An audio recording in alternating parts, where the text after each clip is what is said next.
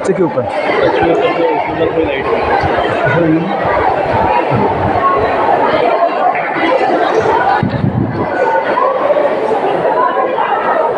So I feel very happy to be here at JNV Budwa,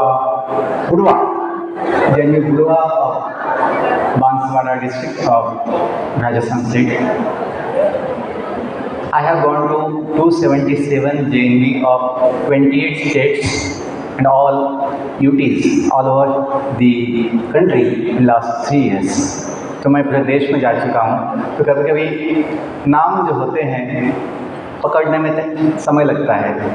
बुढ़वा तो I wish you all good evening. मुझे बड़ी खुशी है कि आज आपके बीच में यहाँ आपकी सेवा का हमें अवसर मिला।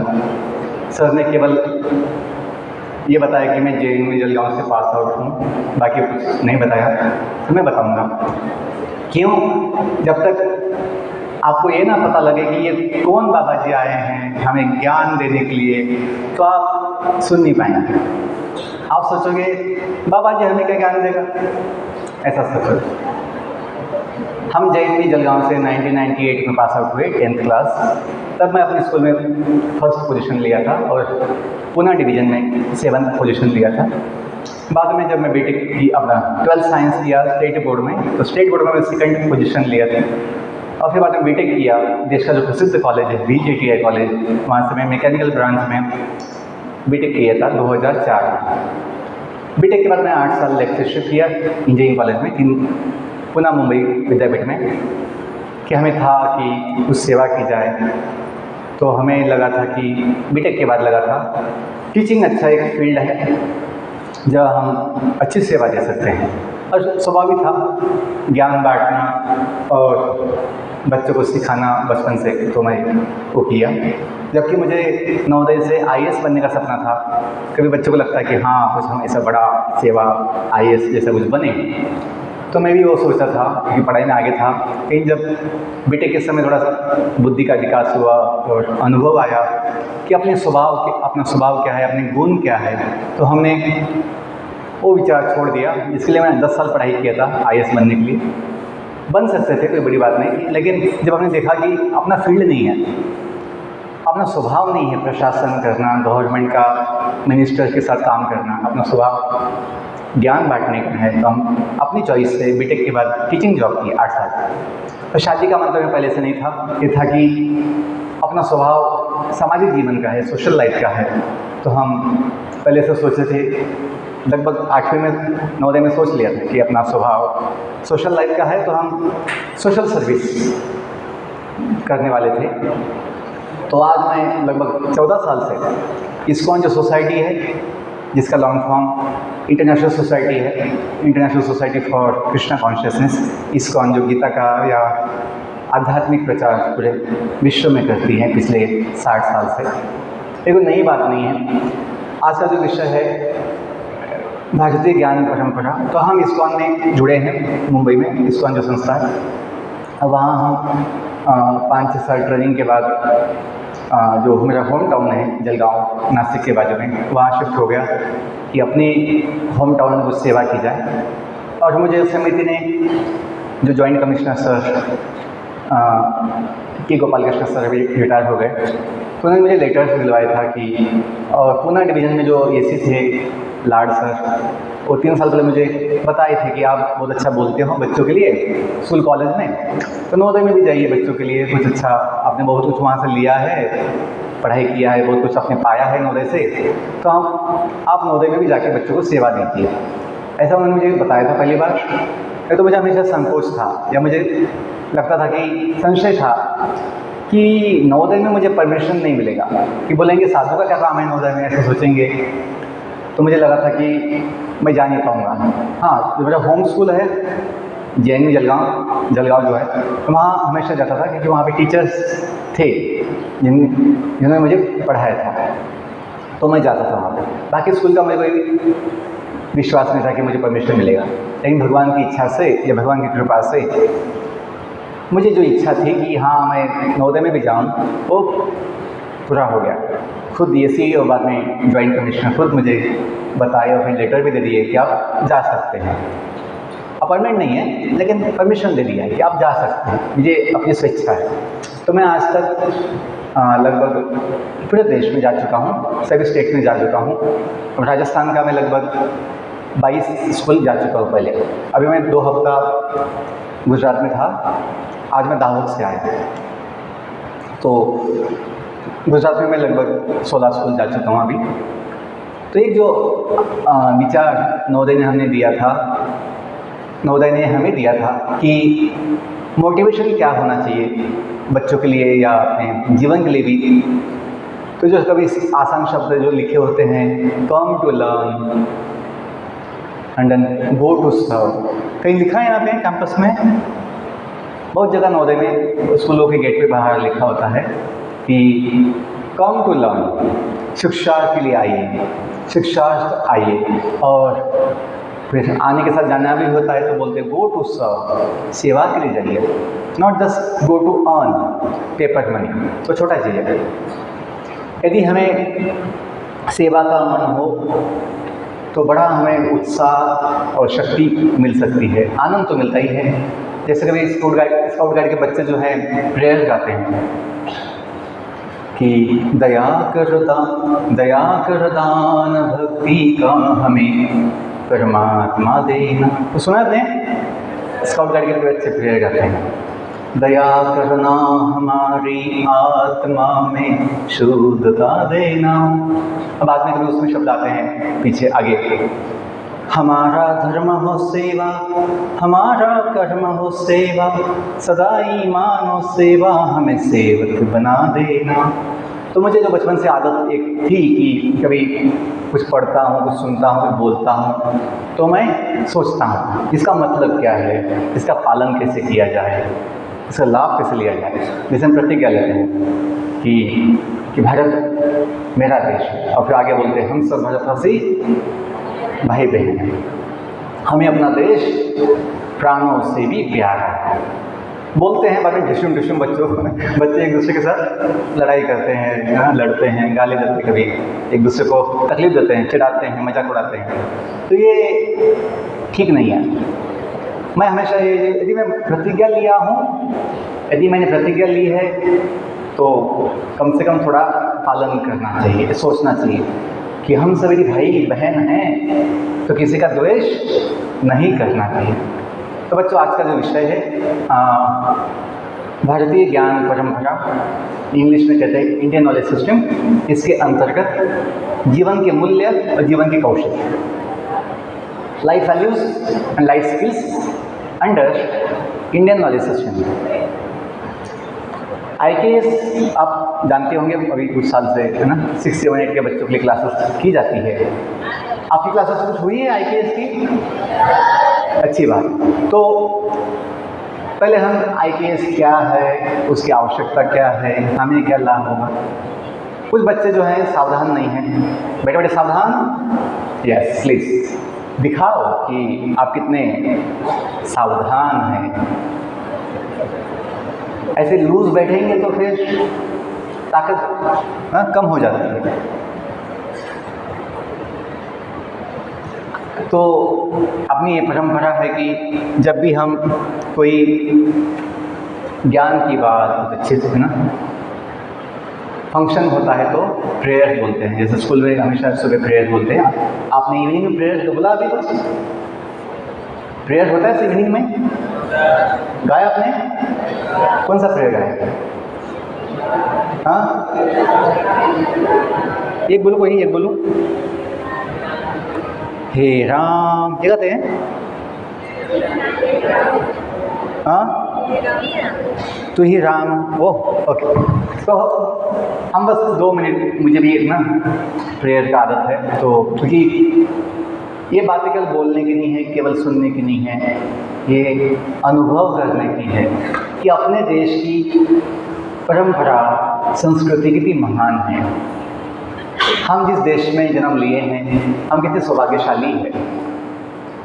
गुलामी की वजह से, जैसे ब्रिटिश शासन में या मुगलों के शासन में हम गुलाम थे लंबे समय तक, तो कहीं ना कहीं अपनी संस्कृति, अपने ज्ञान विज्ञान का जो अपना अंडरस्टैंडिंग है, समझ है, वो कम है। हम सोचते हैं अपने देश में कुछ ज़्यादा ज्ञान विज्ञान है ही नहीं, ऐसे सोचते हैं, या अपनी संस्कृति इतनी कुछ महान थी नहीं, ऐसा सोचते हैं कि अपना कोई इतिहास विरासत कुछ ज़्यादा महान नहीं है। तो हम 2 मिनट प्रेयर बोलेंगे ताकि हम बाद में जो विषय बोलने वाले हैं शांति से सुन पाए। प्रेयर बोलने से 2 फायदे होते हैं। मन अपना शांत होता है, तो यहाँ वहाँ मन कभी भटकता है, विचार आते हैं, वो नहीं होगा, और बुद्धि का जगना होता है, बुद्धि जग जाती है, तेज ना बुद्धि हमें अनुभव होता है, हम समझ पाते हैं, दिमाग लगा पाते हैं। तो मैं चाहूँगा सब लोग हाथ जोड़िए, 2 मिनट हाथ जोड़िए, सब लोग सीधा बैठिए, बैठे बैठे सावधान। और देखो, हम तो बस सेवा के लिए आए हैं, 1 दिन के लिए, कल निकल जाएंगे अगले स्कूल में, तो लेकिन हमें इतनी जो मेहनत कर रहे हैं पूरा देश में जाकर आपके लिए, सबके लिए, तो हम चाहेंगे कि आपको कुछ फ़ायदा हो, लाभ हो, जीवन में आपको बड़ा इसका अच्छा अनुभव हो। यदि आपकी बुद्धि जग जाए तो जीवन सफल है। तो प्लीज़ बी सीरियस, थोड़ा गंभीरता से लीजिए। मैं 4 घंटा ट्रैवल किया हूँ बस में, लेकिन जैसे सर ने मुझे बताया हम इवनिंग में सेशन करने वाले हैं, तो मैं उसको हाँ बोल दिया, yes sir I am ready for evening session. तो थोड़ा अभी बस आधा घंटे की बात है, हम इसको समय में समाप्त करने वाले हैं। तो आंखें बंद कीजिए, साइलेंस प्लीज, साइलेंस।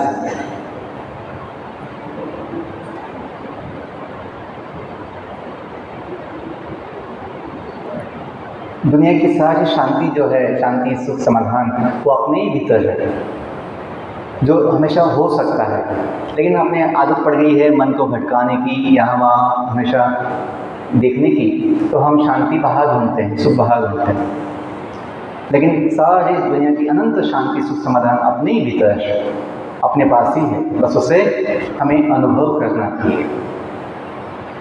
और जब हम प्रेयर बोलते हैं अवश्य ये आसान होता है कि हम अनुभव कर सकते हैं कि सारा सुख समाधान, दिव्य समाधान, शांति अपने पास है।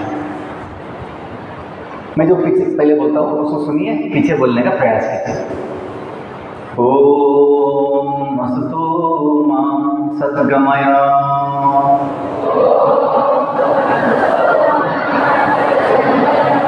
ओम तमसो मा ज्योतिर्गमय,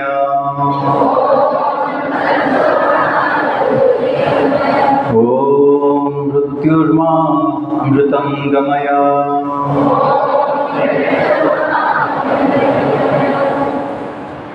ओम नमः शिवाय, ओम नमः शिवाय, ओम नमः शिवाय,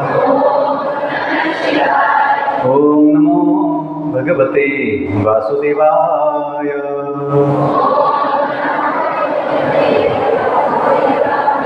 ओम नमो भगवते वासुदेवाय,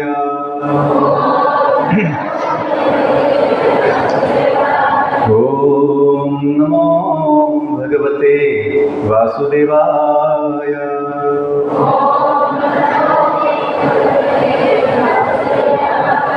जय श्री कृष्ण चैतन्य प्रभु नित्यानंद, श्री अद्वैत गदाधर श्रीवासादि गौर भक्तवृंद, कृष्णाय वासुदेवाय हरे परमात्मने प्रणतक्लेशनाशाय गोविंदाय नमो नमः। हरे कृष्णा कृष्णा कृष्णा हरे हरे, हरे Ram Ram Ram Hare Hare, one last time. हरे कृष्णा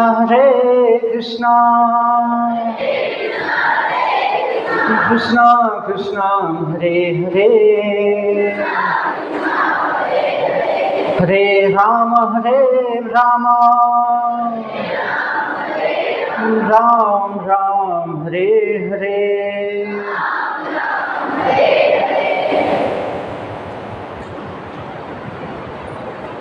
तो आइए इसका आँखें खोल सकते हैं।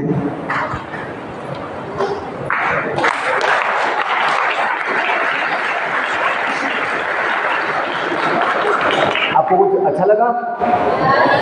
आप ताली बजा दें तो अच्छी बात है, थैंक यू। तो ये अपनी परंपरा है कि हम अपने माता पिता का नाम लेते हैं। जैसे बच्चे हमेशा मम्मी पापा, हाँ, कुछ भी हुआ मम्मी पापा नाम लेते हैं, वैसे ही हम अपने देश में, अपने समाज में समझते हैं कि हम सबका कोई माता पिता एक समान हैं। तो प्रेयर बोलते हैं सभी पूजा के बाद, त्वमेव माता च पिता त्वमेव बंधु सखा त्वमेव। गाते कभी सुना होगा, कभी हिंदी में गाते हैं, तुम्ही हो माता पिता तुम्ही हो बंधु सखा। हाँ, तो हमने जो भी सुना है, कभी भी गाया है स्कूलों में, तो ये समझना चाहिए कि आज की बात नहीं है, सदियों से युगों से इस देश में अपने ये परंपरा है, संस्कृति है कि हम मानते हैं कि दुनिया का कोई माता पिता है, दुनिया बनाने वाला कोई है, दुनिया चलाने वाला कोई है। जो बनाता वही चलाता है, उसकी शक्ति होती है। लेकिन modern science, British knowledge system में कभी हम जो पढ़ते हैं, उसमें ऐसा कुछ विचार बताया जाता है कि दुनिया अपने आप बन गई होगी, जीवन की उत्पत्ति केमिकल से हो गई होगी। ऐसा विचार ब्रिटिश नॉलेज सिस्टम में हमें इस देश में दिया जाता है। और ये जो दो चीज़ें हैं, इतनी नुकसान किया है अपने देश का। अभी हम जो इस्कॉन में रहते हैं, जो जागतिक संस्था है, और इस्कॉन के टेम्पल पूरे दुनिया में सभी देशों में है। लगभग आज 800 के लगभग बड़े बड़े मंदिर पूरे दुनिया में। तो हम जो मुंबई में रहते हैं, तो मुंबई में Australian, American, European, African, Chinese, Russian, सब लोग हमने देखे हैं। जो गेस्ट कभी आते हैं, इस्कॉन के जो भक्त बने हैं विदेशों में, वो हमें बताए हैं कि उनके देश में स्कूल कॉलेज में ये दो जो कंसेप्ट है, दो जो थ्योरी है, दुनिया कैसे बनी और जीवन की उत्पत्ति कैसे होती है, जो हमें सिखाया जाता है। डार्विन का थ्योरी, चार्ल्स डार्विन का थ्योरी बायोलॉजी में जो हमें सिखाया जाता है, और बिग बैंग थ्योरी जो फिजिक्स में सिखाई जाती है। ये कभी किसी देश में, ध्यान दीजिए, कुछ थोड़ी अपनी बुद्धि को दिखाइए, लगाइए कि ये जो बातें हैं समझिए। अपना होता क्या है, हम अपने घर में, परिवार में, समाज में, देश में देखते हैं कि माता पिता मंदिर में जाते हैं, हमें भी ले जाते हैं, बोलते हैं माथा टेको, और हम माथा टेकते भी है। लेकिन जब साइंस की बात आती है तो हमें ऐसा संशय हो जाता है, साइंस तो भगवान को नहीं मानता, आत्मा को कुछ मानता नहीं, मेडिकल साइंस में कहीं आत्मा की बात नहीं होती है, और फिर हमें बड़ा संशय होता है। और हम कंफ्यूज हो जाते हैं कि अपने परंपरा, अपनी संस्कृति को माने, अपने शास्त्रों को माने, गीता, भागवत, वेद, उपनिषद। जो यहाँ फोटो लगी है देवी, विद्या की देवता जो है शारदा माता, सरस्वती देवी, हम बोलते तो हैं कि विद्या की देवता है, लेकिन अपने इतिहासों में, अपने जो में सिलेबस में सिखाया जाता है, जो ब्रिटिश नॉलेज सिस्टम में गुलामी के बाद, मतलब गुलामी के साथ चालू हो गया, अपनी जो देश की शिक्षा पद्धति थी जो ब्रिटिशों ने बदल दी, भाषा बदल दी, संस्कृत भाषा सबके लिए पहले था, बहुत कॉमन था संस्कृत भाषा। लोग सबको, जैसे आज हम हिंदी में बोल रहे हैं, वैसे संस्कृत में सब लोग आसानी से बोल सकते थे, क्योंकि वो कॉमन भाषा थी पहले। क्योंकि वो इस जगत की पहली भाषा है। और हम जो सुनते कभी, संस्कृत सभी भाषाओं की जननी है, mother of all languages, Sanskrit, जिससे ही संस्कृति, संस्कार, ज्ञान विज्ञान हो सकता है। तो जो विद्या की देवता है सरस्वती, उनके हाथ में हम बुक्स देखते हैं, बुक्स, वो वेद हैं। लेकिन जब इतिहास में बात होती है तो विद्या की देवता का नाम भी नहीं आता है। कोई ऐसी देवता है विद्या की देवता? देखिए, सारी कलाएं, सारी विद्याएं, जो भी साधक होते हैं, कला के साधक, विद्या के साधक, प्रैक्टिशनर्स, साधक, वो लोग देवी की उपासना करते हैं, देवी का आशीर्वाद चाहते हैं कि संगीत के लिए, अच्छे ज्ञान के लिए, अच्छी विद्या पाने के लिए देवी का उपासना करते हैं।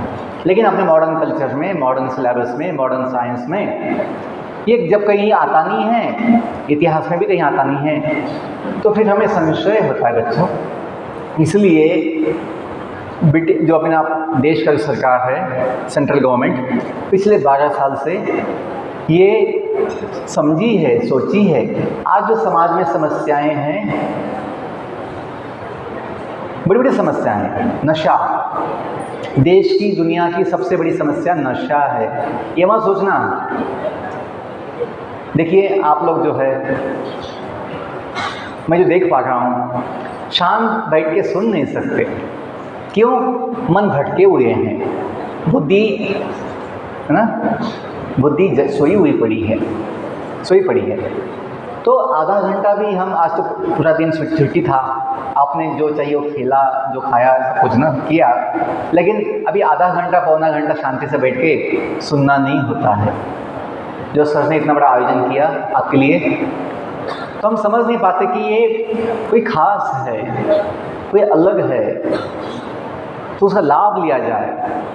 बच्चों, हमने अपने जीवन का समाधान जो अनंत पाया, सुख समाधान जो पाया, वो मार्क्स, पोजीशन, स्कॉलरशिप, उससे नहीं हुआ। जीवन को समझने से हुआ, स्वयं को जानने से हुआ। जो हमने भगवद गीता, वेद, उपनिषद, रामायण, महाभारत, इसका ज्ञान जब लिया बाद में बीटेक के समय, तो हमें बड़ा शक्ति मिला है, जीवन का बड़ा लाभ हुआ है। और इसलिए सरकार चाहती है कि बच्चों को जो व्यावसायिक शिक्षा, प्रोफेशनल एजुकेशन जो बोलते हैं, व्यावसायिक शिक्षा तो स्कूलों कॉलेज में मिलती है, उसके साथ साथ बच्चों को भारतीय ज्ञान परंपरा का भी कोई क्लासेस की जाए। केवल स्कूलों में नहीं है, इंजीनियरिंग कॉलेजेस, मेडिकल कॉलेजेस में भी एक सेमेस्टर इसका सिलेबस बना दिया गया है, क्लासेस होती है, वहाँ तो एग्ज़ाम भी होती है। अपने एग्ज़ाम नहीं है, वहाँ एग्ज़ाम भी होती है बच्चों की, एक सेमेस्टर में। तो ये बोलने का मतलब ये है कि भारतीय ज्ञान परंपरा हम जानें तो क्या है। भारतीय ज्ञान परंपरा ये है कि आज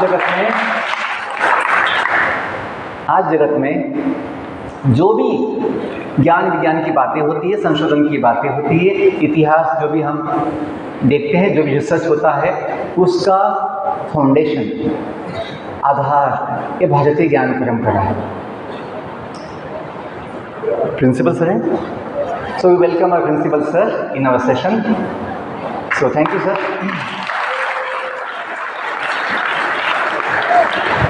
तो प्लीज पे अटेंशन, ध्यान दीजिए। तो हमें बड़ा आनंद हुआ कि सर समय निकालकर इस क्लास अपना अपने साथ आए यहाँ पे। तो सुनिए,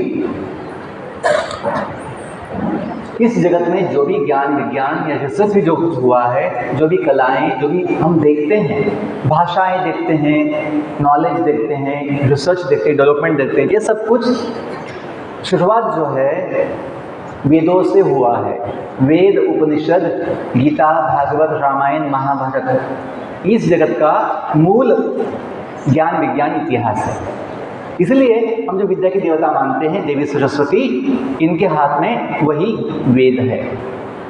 और इनके पति कौन है? इनके स्वामी हैं ब्रह्मदेव। ब्रह्मदेव कौन है? ब्रह्मदेव ब्रह्मांड में, मतलब यूनिवर्स में जन्म लेने वाले पहले जीव हैं। वो सिंगल सेल का अमीबा जो केमिकल से बन गया होगा, ऐसे चार्ल्स डार्विन ने जो कल्पना किया था वो सत्य नहीं है। वो स्वयं लिखे हैं थीसिस में कि ऐसा हुआ होगा, मे बी ऐसे लिखा है। जो हमने पढ़ा बायोलॉजी में तभी 8th 9th में, तो यही हमें बताया गया कि ऐसा हो सकता है कि लाखों साल पहले amino acids protein molecules mix होकर सिंगल सेल का अमीबा बन गया होगा, और वो अमीबा समय के साथ इवोल्यूशन, उत्क्रांति, इवोल्यूशन होते होते बदलते बदलते बंदर बन गए होंगे, बंदर बदलते बदलते मनुष्य बन गए होंगे। ऐसा वो थीसिस है, कल्पना, हाइपोथेसिस, ऐसा हो सकता है। लेकिन अपना देश का क्या होता है, बच्चों का क्या होता है, जब साइंस की किताब में सिखाया जाता है, जब ब्रिटिश ने हमें फंसाया ताकि हम अपना जो सदियों का, युगों का जो साइंस है, वैदिक साइंस, उसको छोड़ दें, मतलब उसकी जो श्रद्धा है अपनी वो चली जाए। आज वही होता है कि हम सिलेबस में जो पढ़ते हैं लगता है ये मॉडर्न साइंस वाले ब्रिटिश जो साइंटिस्ट लोग हैं वो तो भगवान की बात नहीं बोलते, जबकि न्यूटन, आइंस्टाइन, ये लोग और बाकी बहुत लोग भगवान को मानते थे, मानती हैं।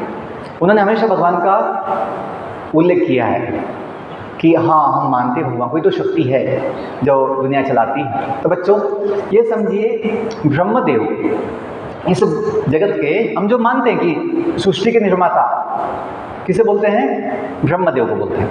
तो ब्रह्मदेव की सृष्टि कैसे होती है, ब्रह्मदेव की उत्पत्ति कैसे होती है, तो अपने शास्त्रों में आता है कि भगवान विष्णु के नाभि से जो कमल आता है, जन्म लेता है, निकलता है, उस कमल के ऊपर ब्रह्मदेव का जन्म होता है। और ये कौन बताए, स्वयं ब्रह्मदेव अपनी कथा बताए हैं, अपनी स्टोरी बताए, जीवन कथा कि मेरा जन्म कैसे हुआ और फिर मैंने क्या किया और मैंने सृष्टि कैसे, है ना, कौन सी सृष्टि, जीव सृष्टि। 84 लाख प्रकार के जीव होते हैं। ये modern biology, modern science account कहीं दे नहीं सकता है। और पृथ्वी के अलावा, ध्यान दीजिए, पृथ्वी के अलावा जीवन बाकी कहीं जगह है या नहीं, ये कोई पक्का साइंटिस्ट, जो मॉडर्न साइंटिस्ट जो रिसर्च में लगे हैं, नहीं बोल पाए हैं अभी तक। वो सोचते हैं may be, might be, may not be, ऐसा सोचते हैं, ढूंढने में लगे कि मंगल पे पानी है क्या, मंगल पे जीवन है क्या, चांद पे क्या है। बच्चों अपने शास्त्रों में शुरुआत से ये बताया गया है कि जीवन अनंत कोटि ब्रह्मांडों में, अनंत कोटि जो तारे ग्रह लोग होते हैं, सब जगह जीवन है। हाँ, वहाँ का जीवन का जो स्टैंडर्ड जो होता है अलग अलग होता है, कहीं ऊंचा होगा अपने से, कहीं नीचा होगा।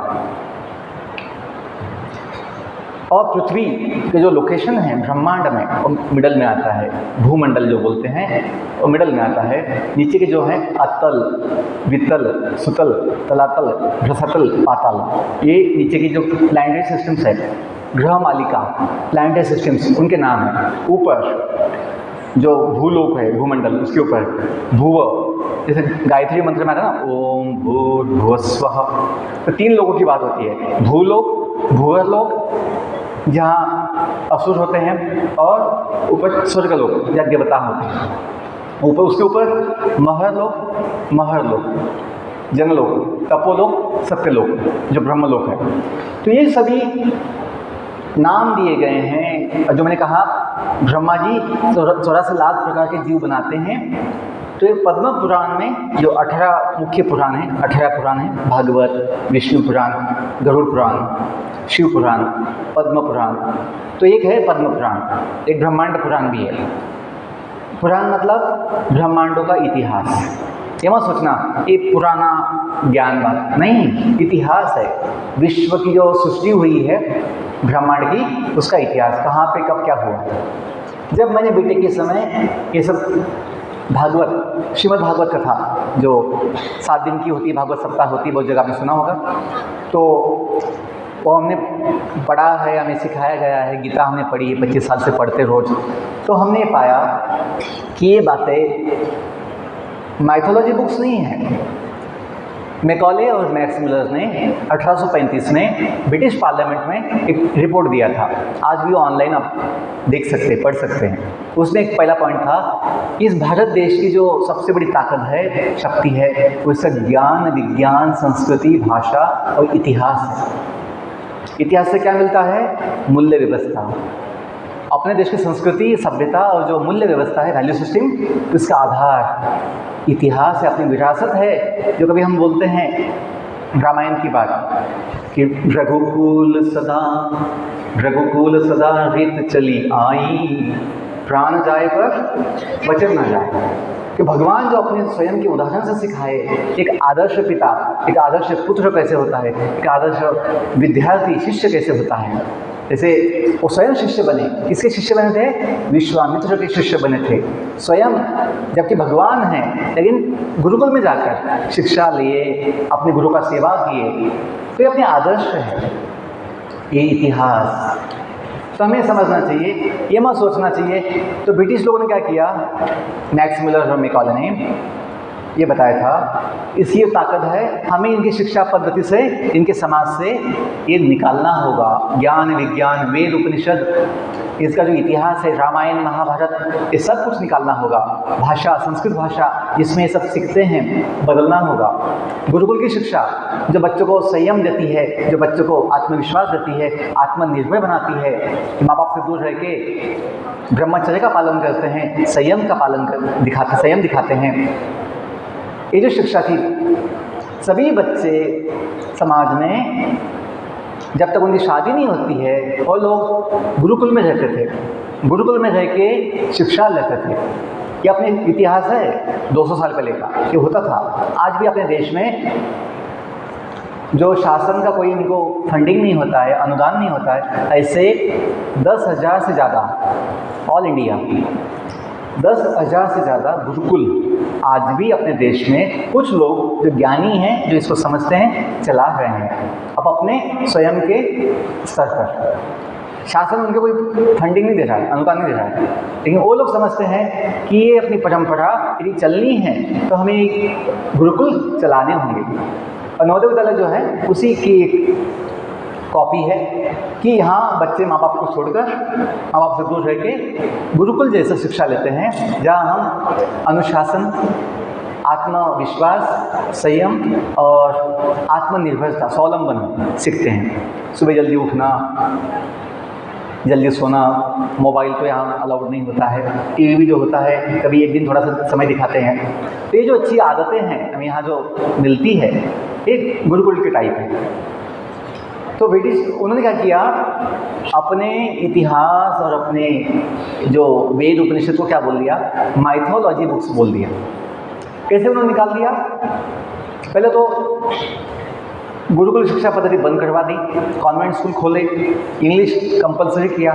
यदि कुछ अच्छा आपको पाना है, जॉब पाना है, कुछ पाना है, इंग्लिश में उनके स्कूलों में पढ़ाई करनी पड़ेगी, ऐसा एक कुछ बना दिया था सिस्टम। और जो अपनी सदियों की, युगों की परंपरा थी ज्ञान विज्ञान, जिसमें फिजिक्स भी है, केमिस्ट्री भी है, मैथ्स जो बोलते हैं वैदिक मैथ्स, एस्ट्रोलॉजी भी है, ज्योतिष शास्त्र, एस्ट्रोनॉमी, खगोल शास्त्र, रसायन शास्त्र, या अध्यात्म जो बोलते हैं जीवन शास्त्र, आत्मविज्ञान, और मेडिकल साइंस, आयुर्वेद जो आता है, वेदों का भाग, मेडिकल साइंस है। धनुर्वेद क्या है? युद्ध कौशल, मार्शल आर्ट्स।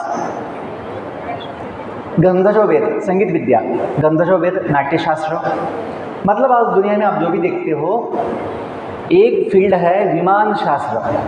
विमान शास्त्र वेदों का एक भाग है कि विमानों की रचना कैसे होती है, उनका डिज़ाइन कैसे होता है, उपयोग कैसे किया जा सकता है, ये सब बातें, कंसेप्ट्स वेदों में, अपने साहित्य में हैं। जैसे रामायण में पढ़ते हैं पुष्पक विमान, रावण जो है, रावण उनका भाई जो है कुबेर, उनका विमान पुष्पक छीन लिया था शक्ति से, और फिर उसी पुष्पक विमान में आकर पंचवटी में सीता देवी को उठा ले गया था।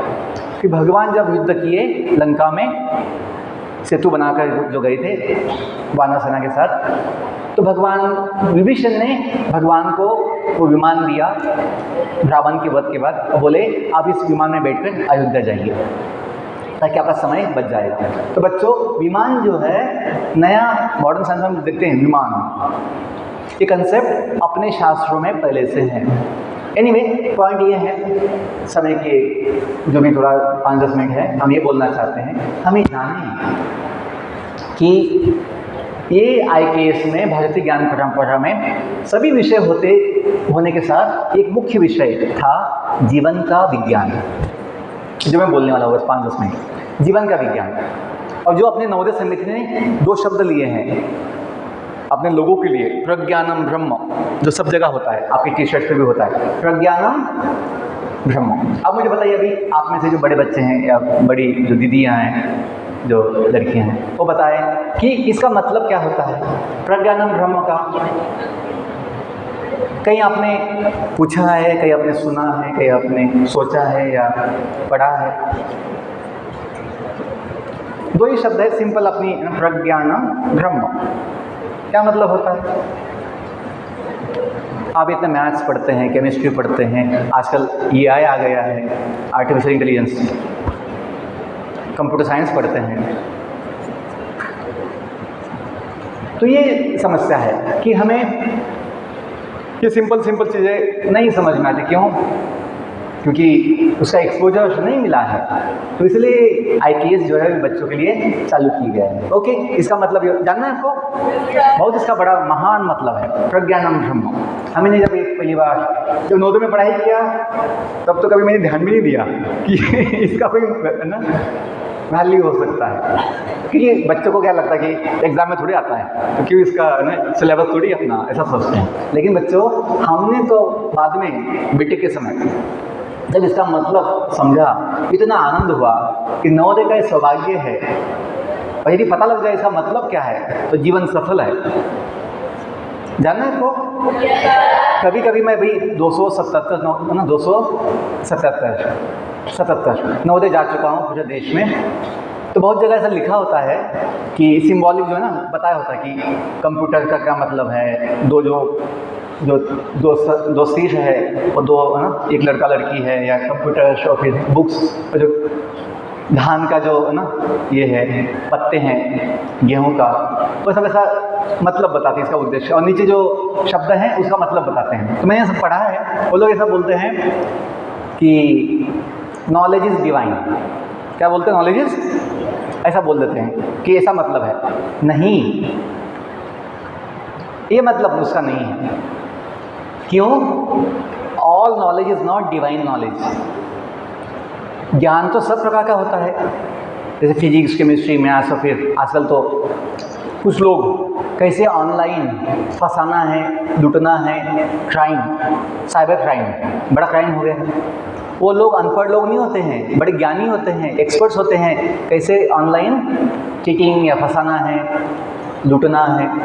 तो ये नहीं कि all knowledge is divine, no. तो ये मतलब नहीं है कि नॉलेज इज़ डिवाइन या इंटेलिजेंस इज़ डिवाइन।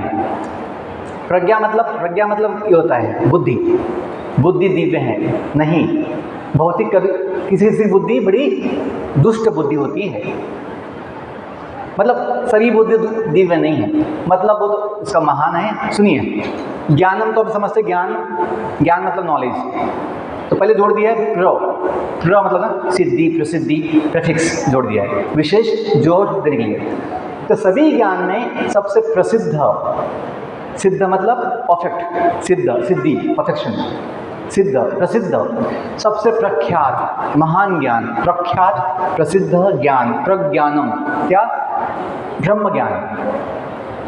ज्ञान पहले आया है तो ब्रह्म के आगे ज्ञान नहीं है।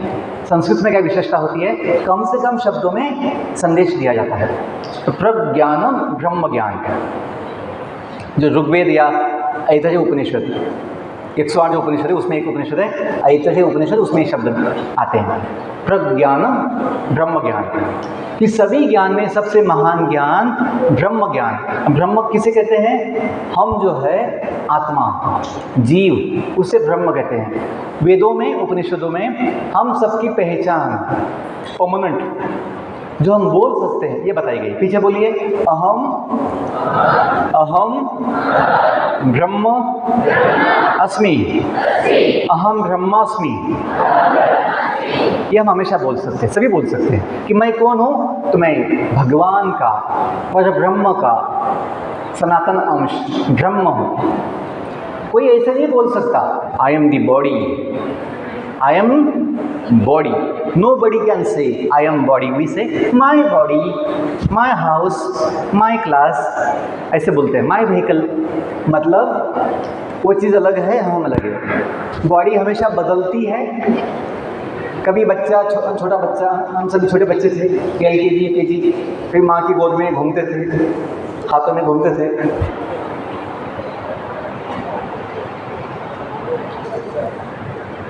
बॉडी हमेशा बदलती रहती है। ये बॉडी पहले था भी नहीं, कुछ साल पहले ये बॉडी पहले था भी नहीं, कुछ साल बाद, कुछ समय बाद ये बॉडी होगा भी नहीं। तो ये समझिए, ये अपनी पहचान अभी है, ये अपनी पहचान है अभी, अपना चेहरा भी पहचान अभी है, लेकिन हमेशा नहीं हो सकता, ये बदल जाता है। कुछ पॉइंट समझ में आ रहा है आपको? अपना साइज, अपना वजन, अपनी हाइट, ये सब बदल जाता है, बार बार वो बदलना पड़ता है अपनी डाटा में। लेकिन हम जो है परमानेंट, न बदलने वाले, उसकी ये पहचान बताई गई है कि हम सभी भगवान, कोई दुनिया बनाने वाले, दुनिया चलाने वाले, जो कोई हम मानते हैं, जो विद्या की देवता भी उनका नाम जपती है माला लेकर, महादेव, भगवान महादेव भी माला लेके भगवान का नाम जपते हैं। कौन सा नाम जपते हैं? महादेव, राम नाम जपते हैं महादेव। जो हनुमान जी है वो महादेव का ही एक अंश है, विस्तार है, एक्सपांशन, वो भी भगवान का नाम जपते हैं। ब्रह्मदेव भगवान का नाम जपते हैं। तो ये समझिए कि ये सब देवी देवता भी मानते हैं कि हम सभी भगवान के सेवक हैं। तो अभी हम बोलते हैं सबका मालिक एक कोई भगवान, जो ना ये प्रेयर का भी गाते हैं बच्चे स्कूल में, ये मालिक तेरे बंदे हम ऐसे हो,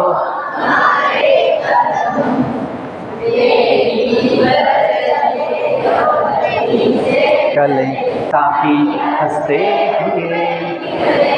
बढ़िया। आप गाते होंगे कभी, आपको याद है। केवल गाना नहीं है, इसको समझना है कि वो मालिक कौन है। ये तो बस बोलने की बात है, ऐसा ना हो। ये जब समझ में आएगा कि वो मालिक अपना माता पिता भी है, त्वमेव माता च पिता त्वमेव बंधु सखा। तो बच्चों, जो शक्ति मिलेगी, इतनी शक्ति हमें देना दाता, मन का विश्वास कमजोर, हम चले नेक रास्ते, हमसे भूल कर भी कोई भूल हो।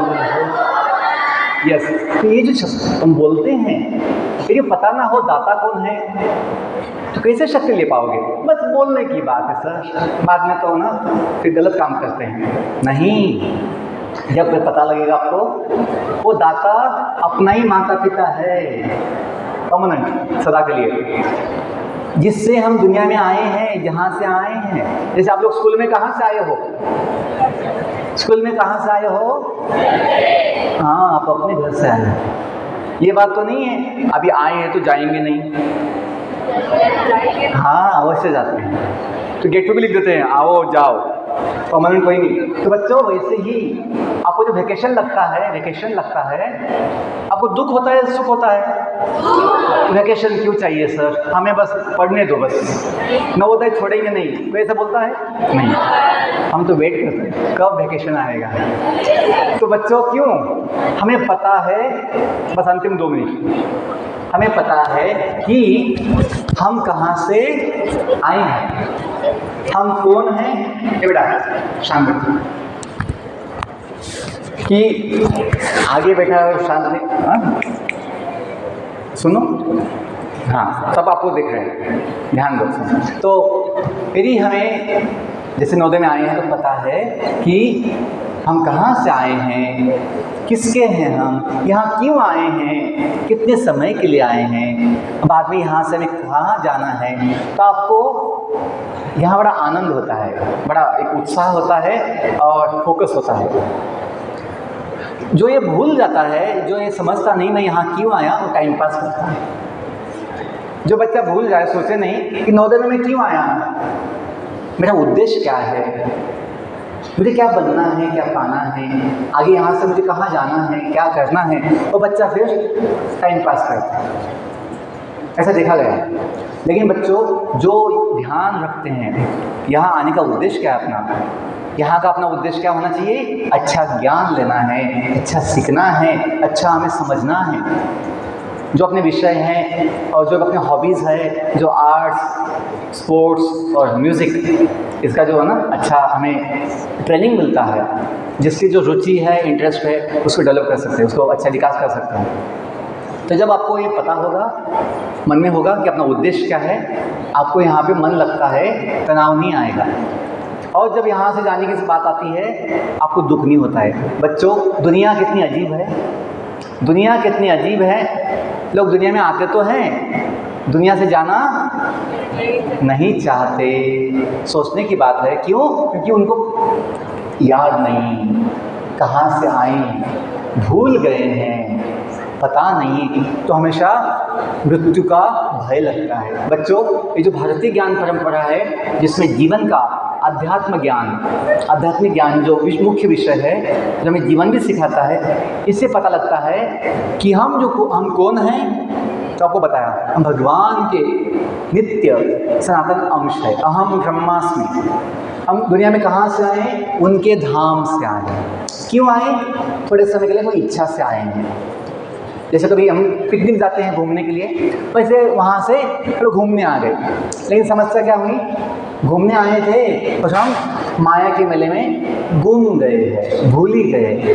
बहुत लंबा समय हो गया है कि हम क्यों आए, कौन आए, और इसलिए हमें हमेशा भय होता है मृत्यु का। यदि हमें ज्ञान हो जाए कि हम जो है थोड़े समय के लिए आए हैं और हम हमेशा जीते हैं। भगवत गीता जो सारे वेदों का सार है, अंतिम एक बात बोलता हूँ, भगवत गीता का ज्ञान जो सारे वेदों का, उपनिषदों का सार है, जो भगवान स्वयं श्री कृष्ण महाभारत युद्ध के समय, जो अर्जुन जो इतना महान योद्धा था, महान कुशल एक्सपर्ट था, वो जब कंफ्यूज हो गया, भ्रमित हो गए कि मैं युद्ध करूँ या ना करूँ, मोटिवेशन चला गया उनका, विल पावर चली गई, तो भगवान ने उनको अपना कर्तव्य ज्ञान दिया, ड्यूटी सिखाई कि अर्जुन, आपका ड्यूटी जो है समाज की रक्षा के लिए लड़ना है, युद्ध करना है। आप क्षत्रिय समाज के हो, आपको युद्ध करना आवश्यक है समाज की रक्षा के लिए। जैसे पुलिस का काम होता है, सैनिक जवानों का काम होता है देश की रक्षा के लिए लड़ना। वो नहीं बोल सकते हम अहिंसावादी है, नहीं, उनका काम है कि वो देश की रक्षा के लिए लड़े। तो वैसे ही भगवान ने उनको ज्ञान दिया। तो गीता में भगवान बताते हैं, क्या बताते हैं, हम जो है जीव आत्मा, उसका कभी नाश नहीं होता। जो हम चाहते हैं सदा जीना, हम सदा जीते हैं। पीछे एक श्लोक बोलिए, नैनम छिन्दन्ति शस्त्राणि। गीता का बड़ा प्रसिद्ध श्लोक है, नैनम छिन्दन्ति शस्त्राणि नैनम दहति पावकः न चैनम क्लेदयन्ति आप न शोषयति मारुतः।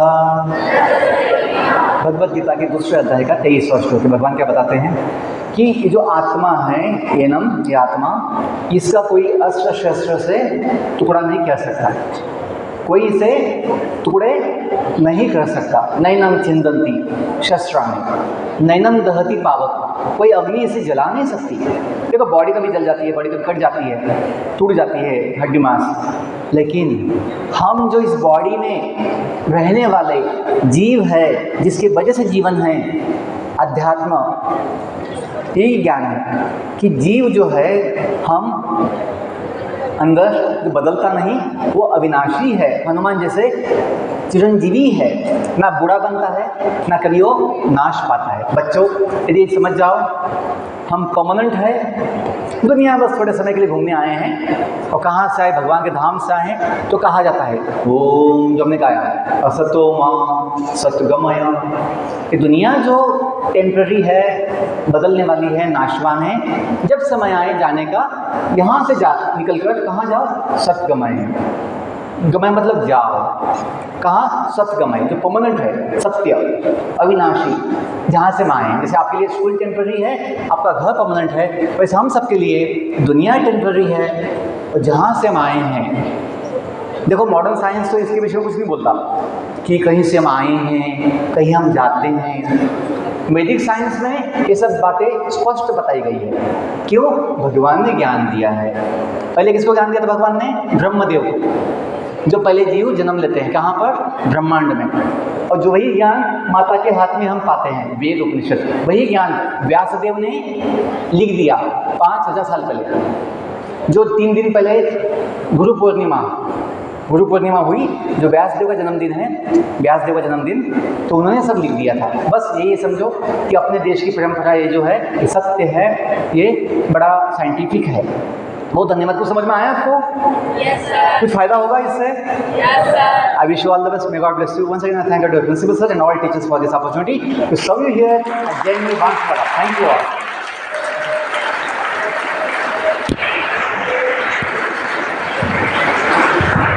Thank you so much, sir. Now I would like to call Vice Principal sir to for a vote of thanks.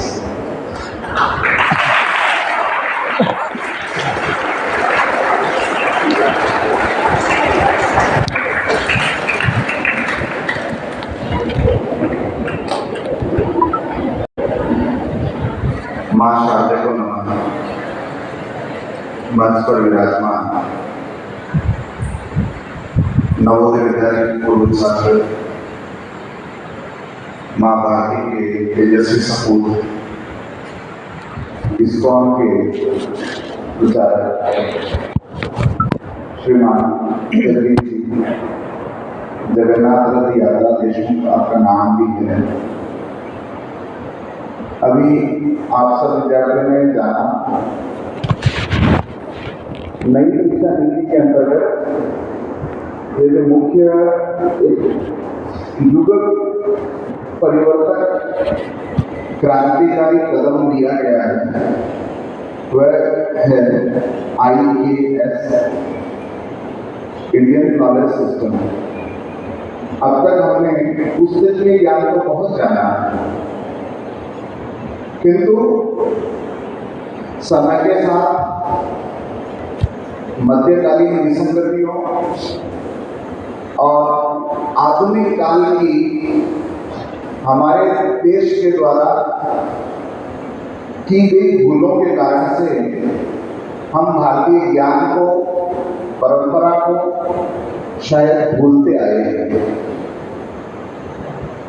जैसा कि श्रद्धेय जगदीश जी ने बतलाया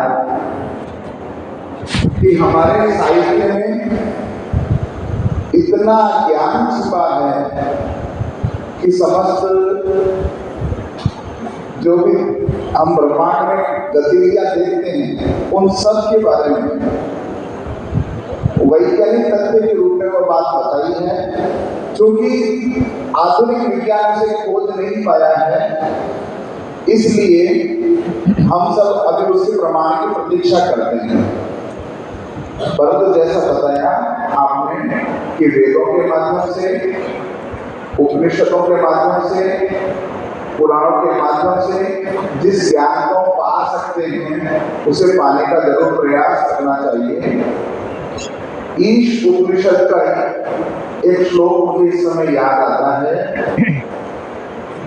ईशावास्यमिदं सर्वं यत्किंचित् जगत्यां जगत् तेन त्यक्तेन भुंजिता मां धृत् कस्याचित् धनम्। अर्थात ईश्वर सर्वत्र व्याप्त है, कण कण में व्याप्त है, उसको प्राप्त करना है, बस यह है। इसका अर्थ यह कहते हैं कि हमें दिखाई नहीं दे रहा तो ईश्वर नहीं है। तो इसी प्रकार भारतीय ज्ञान समय पर अपना प्राकट्य करेगा। आप सब मनीषी लोग इसका प्रयास कर रहे हैं। आप सब जो युवा पीढ़ी बन रहे हैं, देश के सक्षम नागरिक बनने की ओर आप तैयार हो रहे हैं, वह सब इसके ऊपर प्रयास करेंगे। मैथिली शंकुत जी की मुझे पंक्तियां याद नहीं है, अभी मैंने इसे देखा, बहुत सटीक पंक्ति है। आप आपको दो पंक्ति में बताऊंगा हम कौन थे। ध्यान से सुनिएगा, दो पंक्तियों का है और काव्य बड़ा लंबा है, लेकिन मैं केवल दो पंक्तियां काम ले रहा हूं। हम कौन थे, क्या हो गए हैं और क्या होंगे अभी, आओ विचारें मिलकर यह समस्याएं सभी। एक समय था जब हम 16 की चिड़िया थे, जब हम विश्व गुरु थे।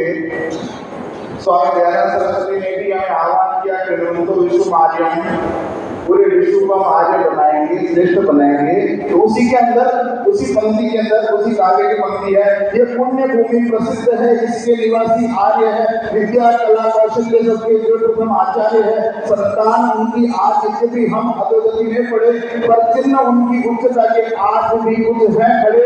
वे आर्य ही थे जो कभी अपने लिए जीते न थे, वे स्वार्थ रखो मोह की मदिरा कभी पीते न थे। वे मंदिर तल से सुकृति के बीज होते थे सदा, पर तुम एक दयालुता से द्रवित होते थे सदा।